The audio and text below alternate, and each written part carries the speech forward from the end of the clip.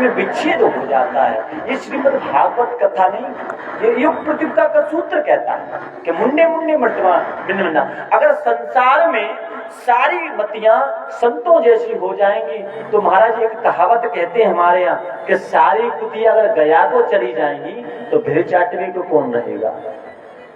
समझ रहे हैं ना? अगर सारी संसार के जितने भी मानव हैं अगर वो संत बन जाएंगे तो भाई महाराज गृहस्थी का पालन कौन करेगा। भगवान की सृष्टि में भेद पड़ जाएंगे। तो पहले के जो देशी हुआ करते थे ना भगवान के भजनानंदी, तो वे ये बात बोलते थे अगर सारी कुतिया गया को चली जाएंगी तो फिर कौन चाटेगा महाराज चकिया की। चकिया समझते हैं ना? चाकी किसकी? जो चाकी पे पहले आटा निकलता था उसमें जो वो होती थी नाली सी, उसे शुद्ध हमारे ब्रज में फिर बोलते हैं, ब्रज भाषा है महाराज जी। तो ऐसे ही उस प्रकार से ही अगर सारे जगत के संसार के सब संत हो जाएंगे तो महाराज इस संसार को गृहस्थी का पालन कौन करेगा। ब्रह्मा जी की सृष्टि में उथल पुथल हो जाएगी।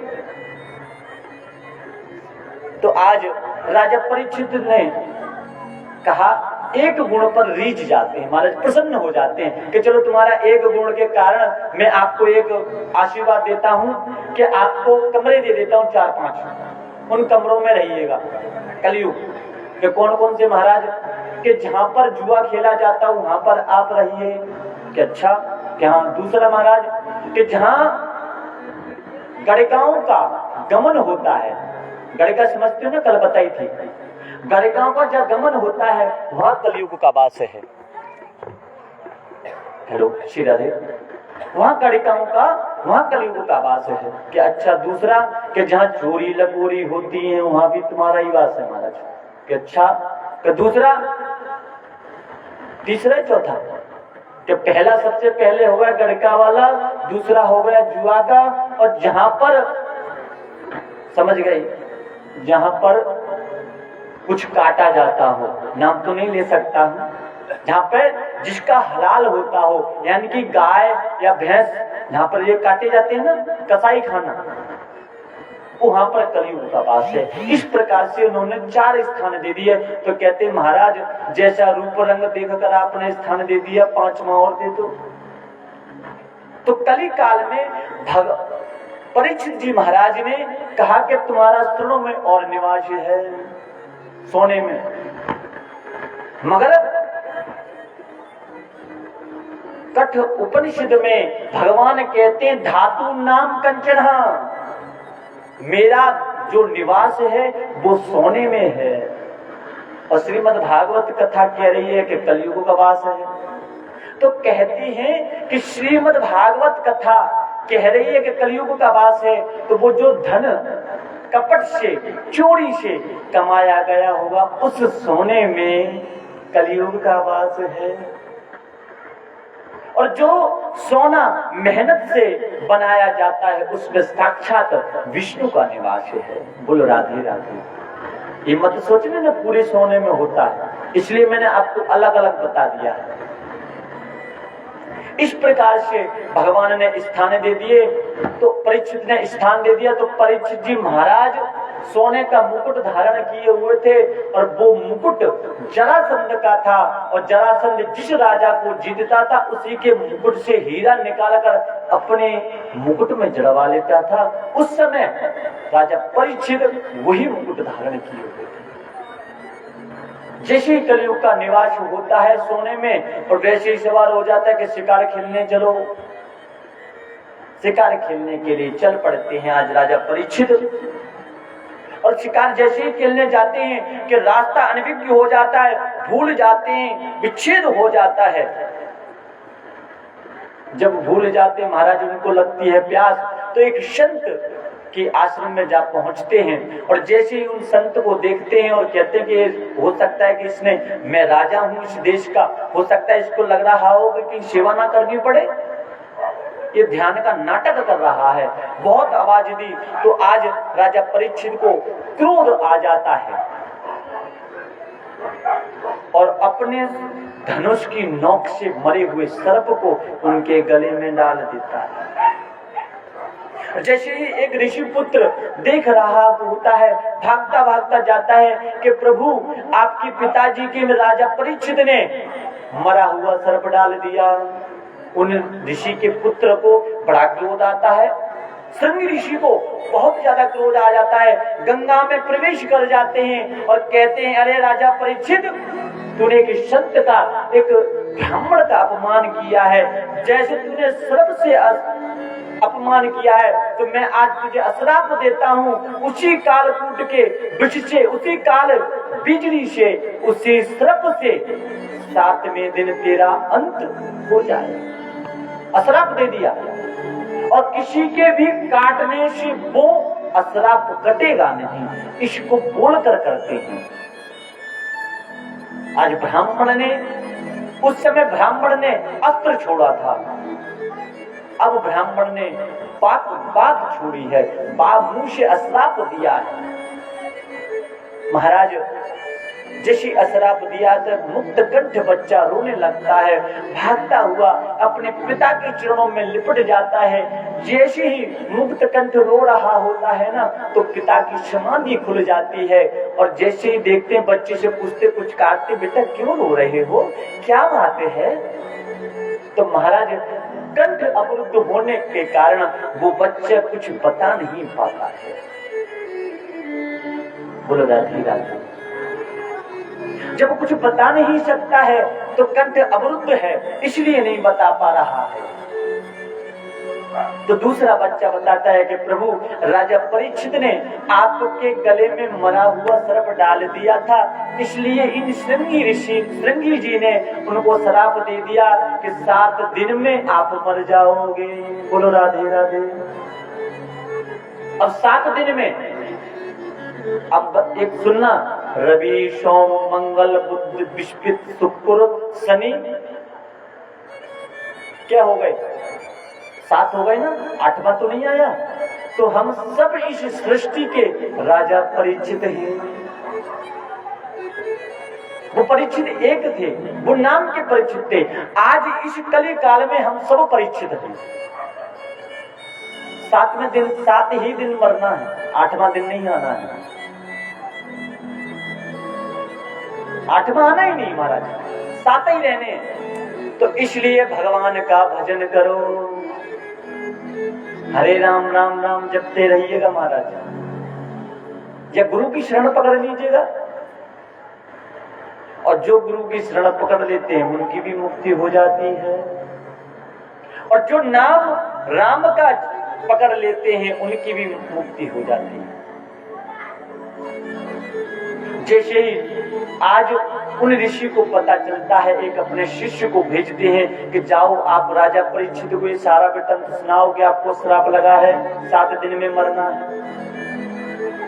तो जैसे उस मुकुट को उतार कर राजा रखते हैं, उसी प्रकार से उन महाराज जी का शिष्य आ जाता है, सारा वृत्तांत सुना देता है। तब राजा परीक्षित कहते हैं, यह श्राप मुझे कबूल है, यानी स्वीकार है,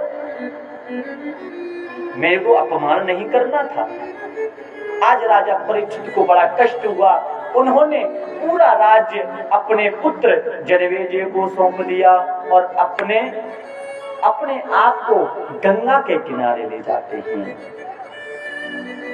और जैसे ही गंगा के किनारे पहुंचते हैं महाराज, और जैसे ही पता लगता है सब ऋषियों को कि राजा परीक्षित को अश्राप मिल गया है, सारे ऋषि मुनि हिमालयों की समाधि छोड़कर उन गंगा के तट पर पहुंच जाते हैं। क्यों महाराज?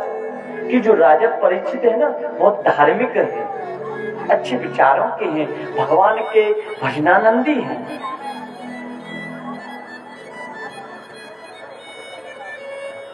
वो भगवान का भजन करते हैं, इसलिए सारे सिद्ध मुनि पहुंच जाते हैं। आइएगा, हम भी उन ऋषियों की शरण लेते हैं। आज गंगा के किनारे पहुंचते हैं, गंगा मैया का ध्यान करते हुए श्याम जी के चरणों में अर्जी लगाते हैं। हर की कथा सुनाने वाले हो, प्रभु की कथा सुनाने वाले वो तुमको लाखों प्रणाम, तुमको लाखों प्रणाम, तुमको लाखों प्रणाम, तुमको लाखों प्रणाम। वो हरि की कथा सुनाने वाले, प्रभु की कथा सुनाने वाले, हरि की कथा सुनाने वाले, प्रभु की कथा सुनाने वाले, तुमको लाखों प्रणाम, तुमको लाखों प्रणाम। हरि की कथा सुनाने वाले, प्रभु की कथा सुनाने वाले, तुमको लाखों प्रणाम, तुमको लाखों प्रणाम।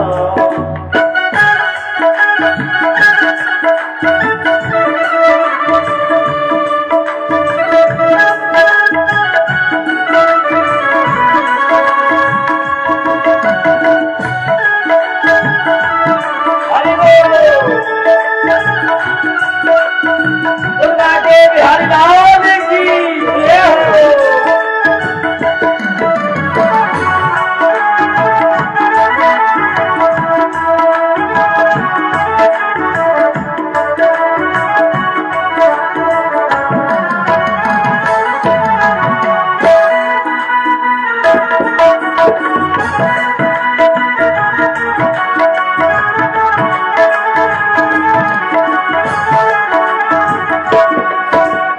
डोल रही थी मन में और फूल खिले थे मन में, हम डोल रहे थे मन में और खोज रहे थे मन में। डोल रही थे मन में, फल खो बैठे थे तन में।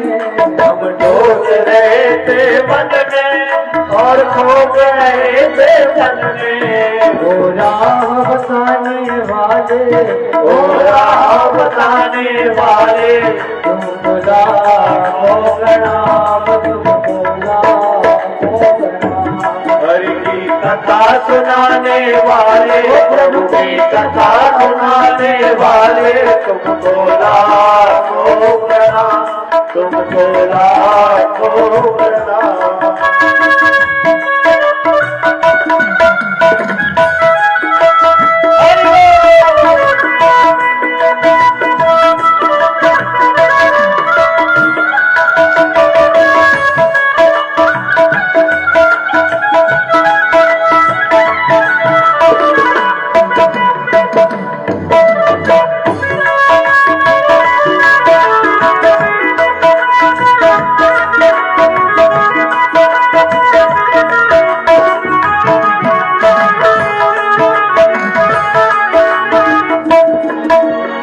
लेकर इसका प्याला जा रहे थे यम के नाला।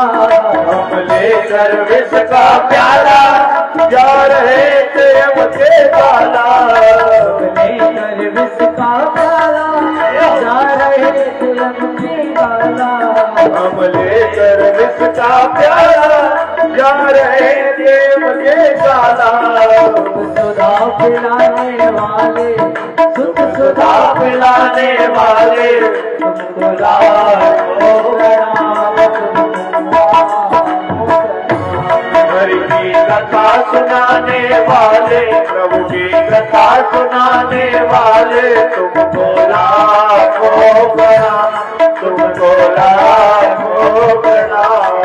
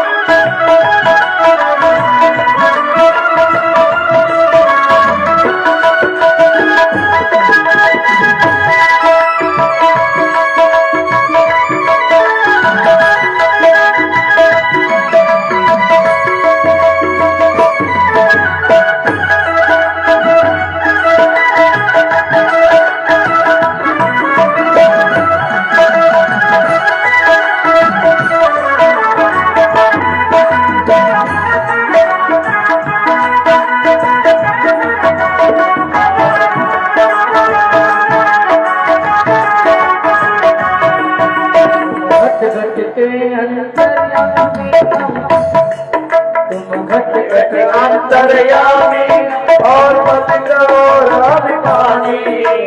घट घट के हम पतित और अज्ञानी।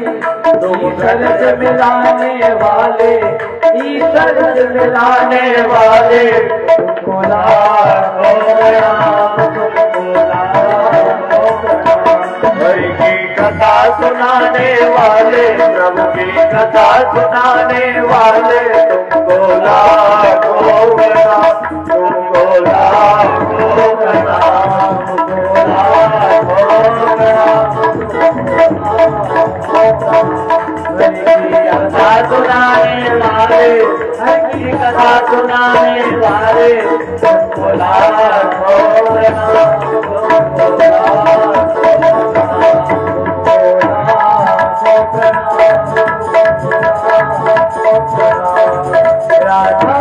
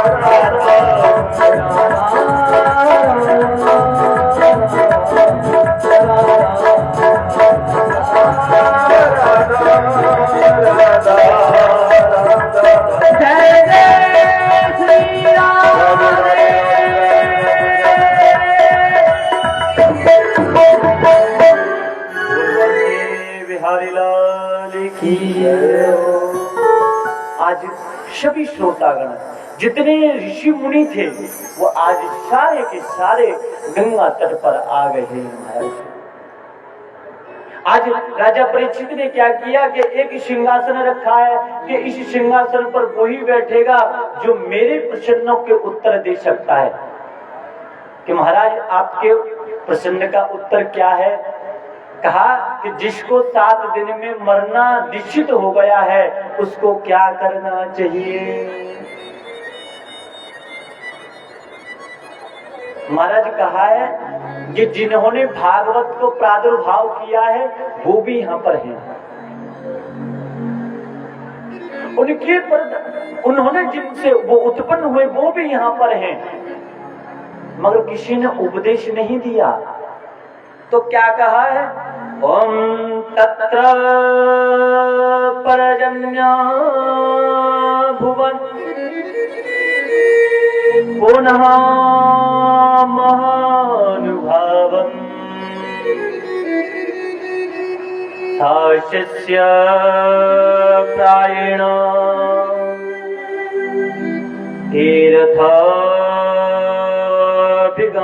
तीर्थाभिगमापदेशम्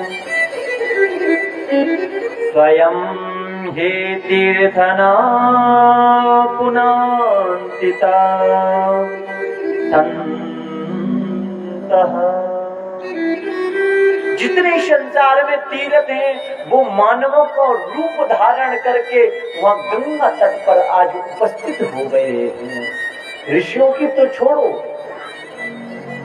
सारे तीर्थ उपस्थित है महाराज।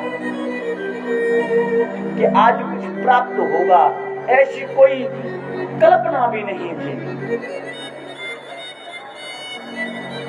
तो राजा परीक्षित ने प्रश्न किया, महाराज क्या करना चाहिए? तो कोई कुछ बताता है, कोई कुछ बताता है। ऐसे ही करते करते बहुत समय निकल गया। तो एक क्या देखते हैं कि एक 16 वर्षीय बच्चा अपने इतने लंबे लंबे केश हैं, जनेऊ भी नहीं है, अपने नार को ही अपने कंधे पे डालकर चले आ रहे हैं झूमते हुए। छोटे छोटे बच्चे कहते चले नागा बाबा नागा बाबा। छोटे बच्चे उनको पागल समझ रहे हैं, नागा बाबा समझ रहे हैं। और कुछ कुछ स्त्रियां तो उनके रूप को देखकर, उनके यौवन को देखकर मंत्र मुग्ध हो जाती हैं, तो वो भी उनके पीछे पीछे चल रही हैं। मगर आज उन महाराज जी के ऊपर कोई असर नहीं है। कौन हमसे नागा बाबा कह रहा है, कौन हमसे क्या कह रहा है, कोई फर्क नहीं। यही संतों के लक्षण।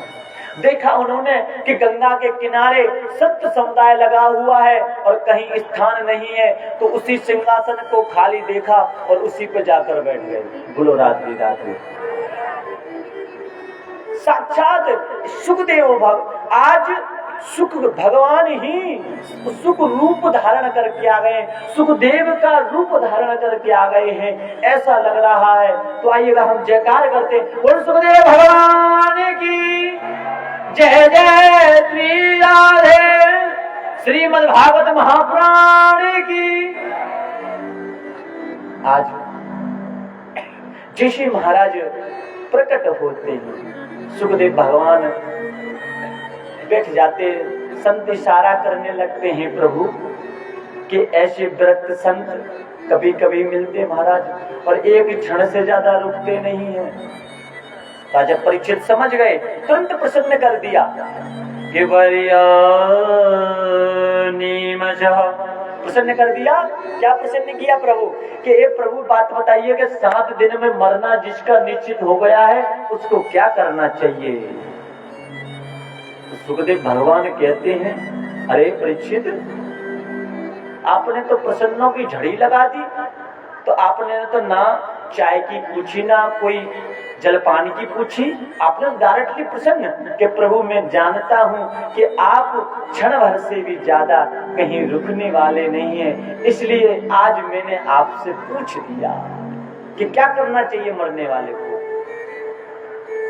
तो कहते हैं कि अच्छा राजा परीक्षित, ये तो बताओ मरने वाला कौन है। तो कहते महाराज, एक मानव है, मनुष्य देह है, ये 7 दिन में जिसका मरना निश्चित हो जाए उसे क्या करना चाहिए। तो भगवान सुखदेव भगवान कहते हैं, वो 7 दिन तो बहुत हैं करने के लिए।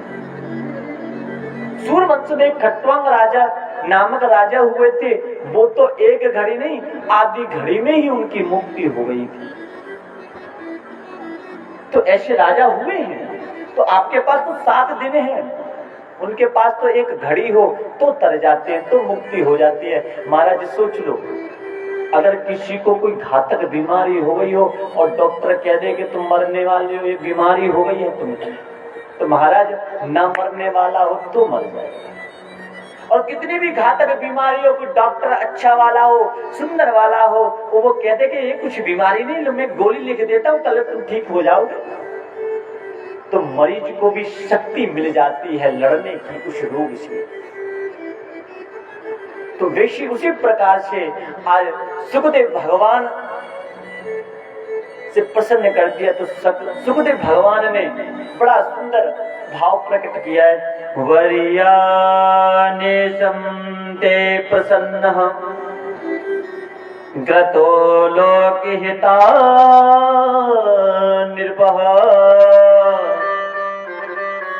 आत्मा वित्संवतः भूतां क्रोतव्यदीशो या परः।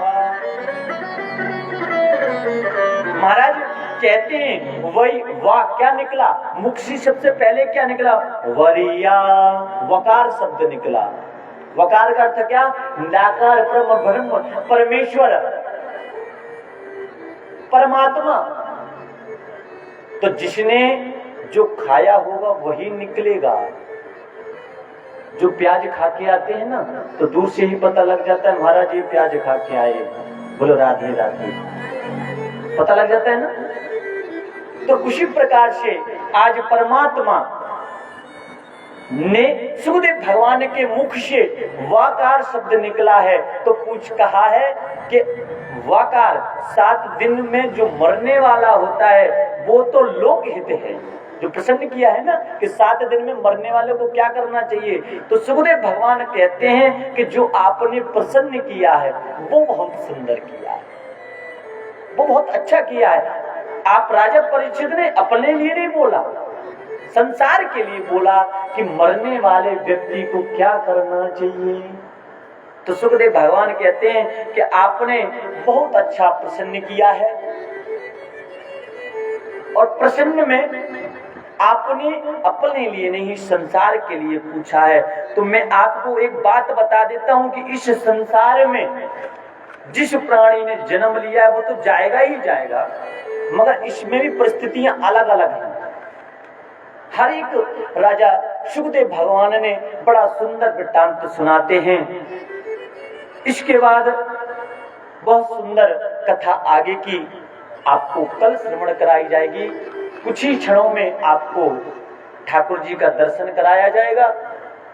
आइएगा, हम तब तक भजन सुनते हैं और ठाकुर जी का दर्शन, और दर्शन के बाद आरती, और उसके बाद अपने अपने घर के लिए प्रस्थान। मगर कल की एक विशेष सूचना सुन लीजिएगा कि कल वामन भगवान का जन्म होगा, और सभी को पता है कि वामन भगवान का जन्म होता है तो क्या क्या होता है, पता है ना? नहीं पता? तो वामन भगवान ब्राह्मण कुल में जन्म लिया है, आपको कथा सुनने को मिलेगी। तो ब्राह्मण का एक कर्तव्य है यज्ञ कराना, यज्ञ करना और दान लेना और दान का देना। अब समझ सकते? तो कल आपको झांकी का, वामन भगवान की झांकी का दर्शन होगा, और उसके बाद आप सभी उनका पूजन करेंगे। तो जो भी आपकी श्रद्धा हो, दान दक्षिणा दान करने की वामन भगवान को, जो आपकी श्रद्धा हो। मैं तो कुछ नहीं कहता हूँ, राजा बलि ने तो 3 पेग भूमि दान की थी, अब आप क्या दान करेंगे वो आप जाने। बोलो राधे राधे। देखो पाठक बेटा वाले कुछ ना कुछ तो दान करना ही चाहिए। बोलो राधे राधे। मैं तो मजाक कर रहा हूँ, जो आपकी श्रद्धा हो वो दान करना। और कल आपको बड़े वामन भगवान की झांकी का दर्शन होगा। अभी इस भजन के बाद ठाकुर जी की छोटी सी झांकी का दर्शन कराया जाएगा। उसके बाद आरती, आरती के बाद प्रसाद और अपने घर के लिए प्रस्थान। भगवान के बिहारी लाल की जय, श्री सावरे सरोवर सरकार की जय, श्री बाके बिहारी लाल की जय। ओ मेरा दिल तो दीवाना